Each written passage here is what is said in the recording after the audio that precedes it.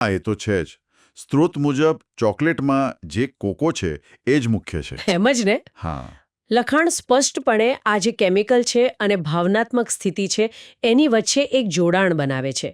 સ્ત્રોત એવું માને છે કે આ જે લવ ઇમોશન કે મૂડ સુધારવાની વાત છે એ સીધી કોકોમાંથી જ આવે છે. ઓકે. હવે ફળો તરફ જઈએ. ખાસ કરીને જાંબુ, કાળા જાંબુ.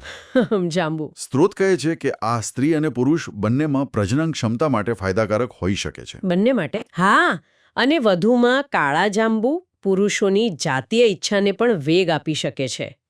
આ બધા પાછળનું કારણ સ્ત્રોત મુજબ ફાઇટોકેમિકલ્સ નામના તત્વો છે. અચ્છા, ફાઇટોકેમિકલ્સ એટલે વનસ્પતિમાંથી મળતા રસાયણો. હા. સ્ત્રોત અહીં આ ફાઇટોકેમિકલ્સ પર જ ભાર મૂકે છે. લખાણ કહે છે કે જાંબુના કિસ્સામાં આ તત્વો સીધા પ્રજનન ક્ષમતા, જાતીય ઈચ્છા અને મૂડ સુધારવા સાથે જોડાયેલા છે. જાણે આ જ મુખ્ય કારણ હોય. બરાબર. અને છેલ્લે સ્ત્રોતમાં ઈંડાનો પણ ઉલ્લેખ છે. ઈંડા? ઓકે. હા, કારણ અપાયું છે એમાં રહેલું પ્રોટીન. ઓકે. ઉચ્ચ પ્રોટીન. સ્ત્રોત મુજબ આ પ્રોટીન જાતીય શક્તિ વધારવામાં અને પ્રદર્શન સુધારવામાં મદદ કરી શકે. એટલે ઈંડાના કેસમાં તર્ક સીધો છે. વધુ પ્રોટીન એટલે વધુ શક્તિ અને સારું પ્રદર્શન. એમ જ ને? હા, એવું જ સ્ત્રોત કહે છે.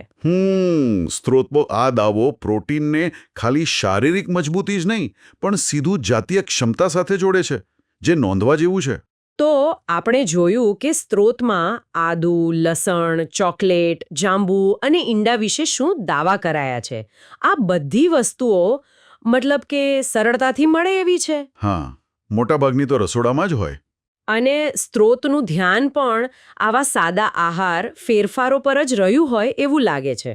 તો આ બધી માહિતી પરથી શું સમજવું? મતલબ શું આનો? જુઓ, સૌથી મહત્વનું એ છે કે આપણે યાદ રાખીએ કે આ ચર્ચા ફક્ત અને ફક્ત આપેલા સ્ત્રોત પર જ આધારિત છે. બરાબર. સ્ત્રોત આ બધી વાતોને કદાચ પરંપરાગત ઘરેલું ઉપચારો કે સૂચનાઓ તરીકે રજૂ કરતો હોય એવું લાગે છે.